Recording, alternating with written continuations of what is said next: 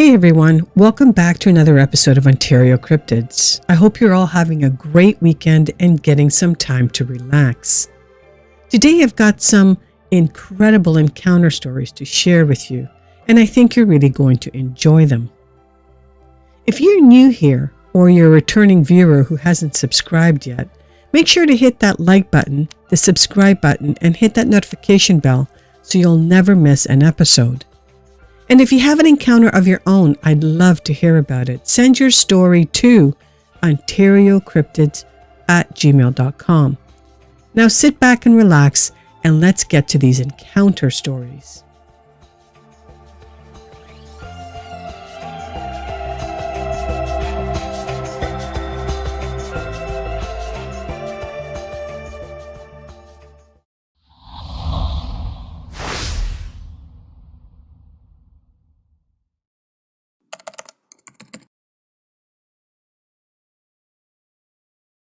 So I live on the coastline in the Western Cape of South Africa. It's a town called Betty's Bay, and it is the longest town in the world. The other night I woke up to a figure just outside of the bedroom.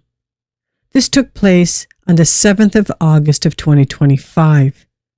The location I will omit, but it took place in Betty's Bay. This creature looked about my wife's height, perhaps slightly shorter, maybe 5 foot or so. It had a large head and very pronounced shoulders, with what looked like a smallish spike on the back of the shoulders. I saw its skin in the dim light coming from my lounge's outside light, and it seemed to have a weird scaly kind of skin, or perhaps a sort of suit maybe. The creature had quite a buff chest, but looked weird, like it was stuck in a slight hunch.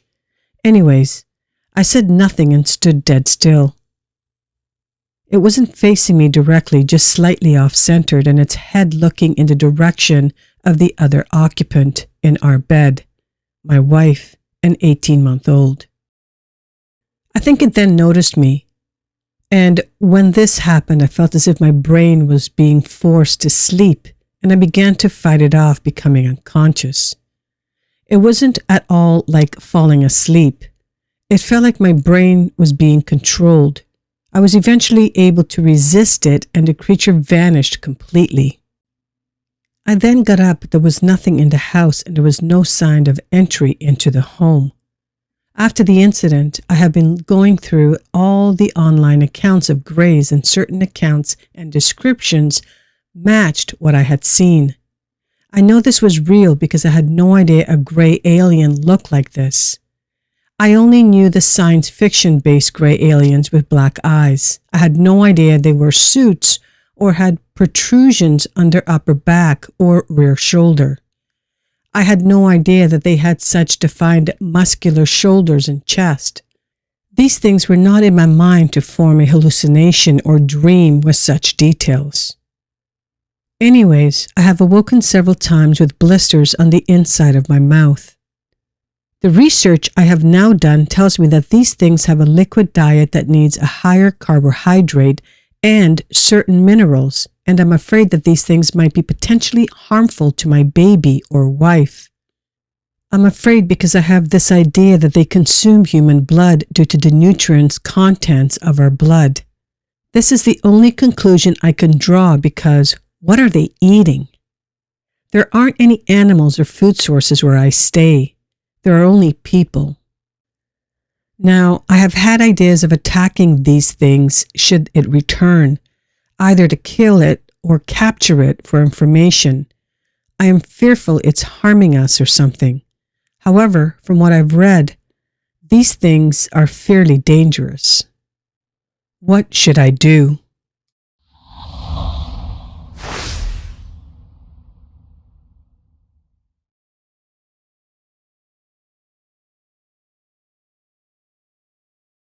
About 20 years ago, my wife and I were camping in a UK forest one night when we noticed a green, luminous light outside of our tent.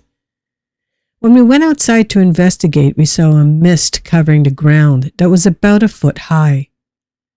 Moments later, we found ourselves naked on the grass about 15 yards from our tent and about 5 yards from each other. We felt paralyzed from the waist down, but we could just move our upper bodies, enough to raise our heads above the mist and see what was going on. We also saw 4 male beings coming towards us from the woods. To me, they had heads and faces like aliens, grays to be more precise, but to my wife they looked like handsome young men. They stopped and stood around her, touching her head as they did so. Her fear then seemed to disappear and she told me not to worry. Everything was going to be all right. We both sensed what they were going to do to her.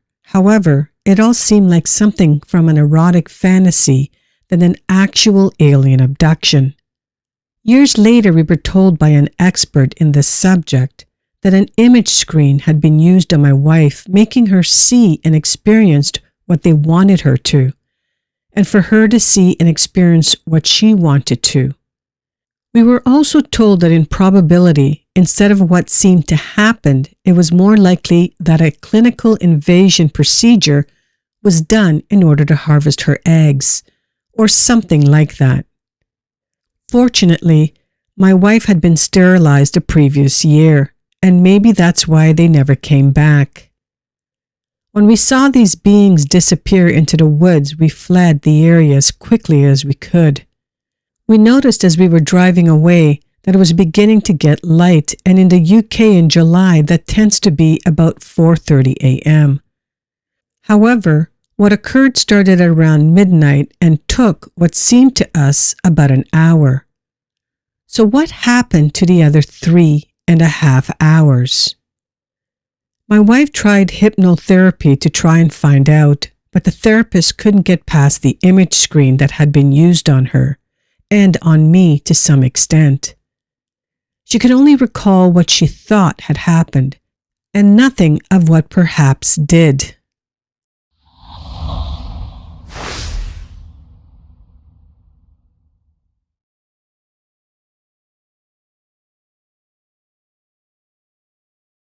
One day, I had been bow hunting on U.S. Army Corp land legally. This was on a Wednesday and the sun had just set. I hurried down out of the portable tree stand that was fastened to a tree. I got it all lowered down by rope and then removed the climbing sticks and traps.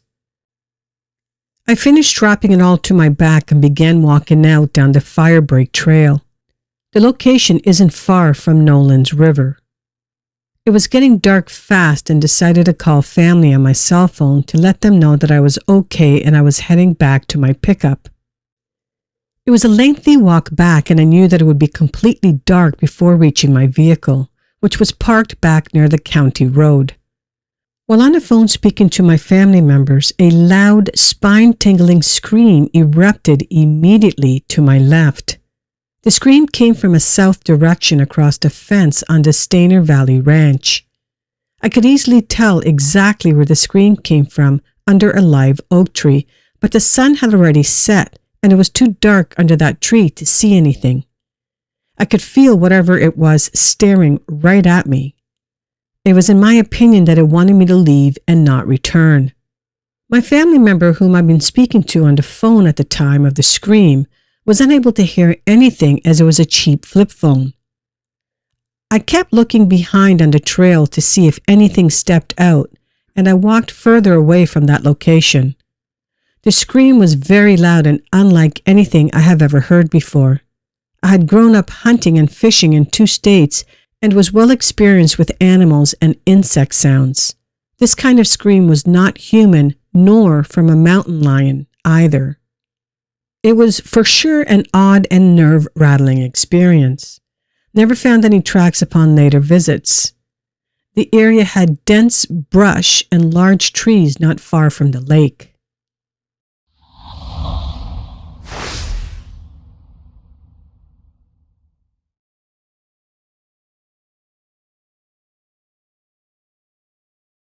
We were there camping in Spruce Pine, North Carolina, along the North Toe River this past Friday, October 27th through Monday, October 30th.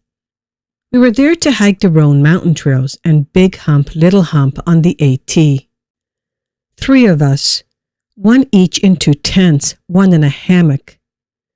Hammock was close to the river, looks like a stream creek to me. Tent were approximately 30 feet further away from the river.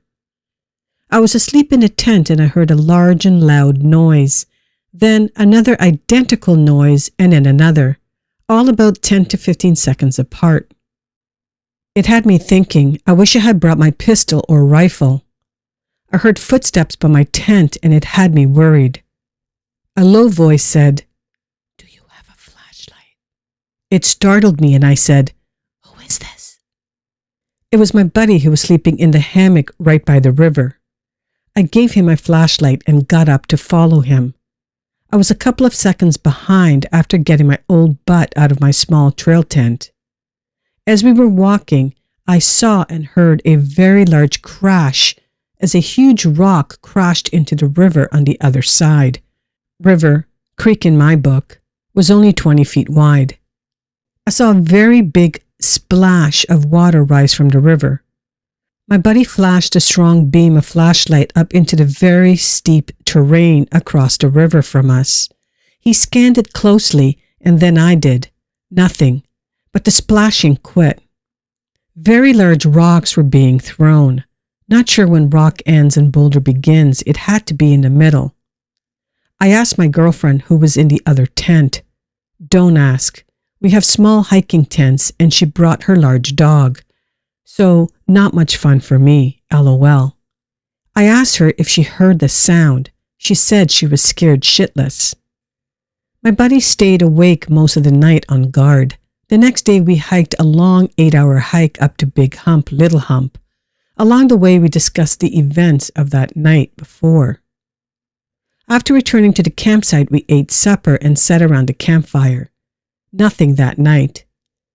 The next day, my buddy is a very outdoors adventure nut, crossed the river only a foot deep upstream, and began to traverse the very steep terrain on the other side. Across from us, where the rocks were hitting the water, was tall, sheer, solid rock face that sits back about 20 feet from the water's edge. Below it and above the sheer rock face was a very thick, stalked vegetation.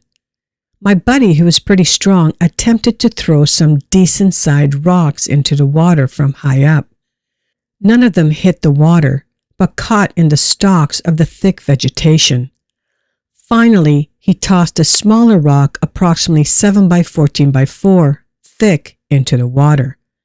Exact sound from Friday night. Same sound, but not the same magnitude by far. He said, "I'm in the woods all the time, but this was severely difficult terrain." He managed to get to the peak and look down the other side. Same thing. He said he saw what he thought was partial very large footprints, about 6 inches wide, front of foot. The leaves were too thick to get a full print. He said between having to stand on that rough, high-pitched terrain and throw a very large rock that far out and hit the water without rolling down the bank was impossible for a human being. My girlfriend was in her tent and I was standing behind my buddy when this last rock descended into the water. It would take a very, very big rock to make the booming sound this one made.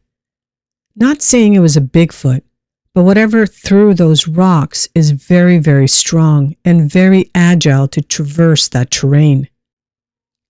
I just want you to know, I've always been a big skeptic at heart and usually dismiss any such talk of Bigfoot, UFOs, etc. After this incident, I very sincerely believe there is no way this was of a human's doing or capability, given the faraway area, the terrain, the distance being thrown, and the size of the rock required to make the noise and splash we witnessed. Not human. Something capable of throwing and something of super strength. That's going to wrap things up. Thank you so much for listening until the end. I truly hope you enjoyed these 4 encounter stories. They were truly bizarre, and I have to say, there's been a surprisingly high number of abduction encounters coming in lately. Also, that bow hunter story really caught my attention since it took place in the same location as that short I uploaded just recently. Very interesting connection.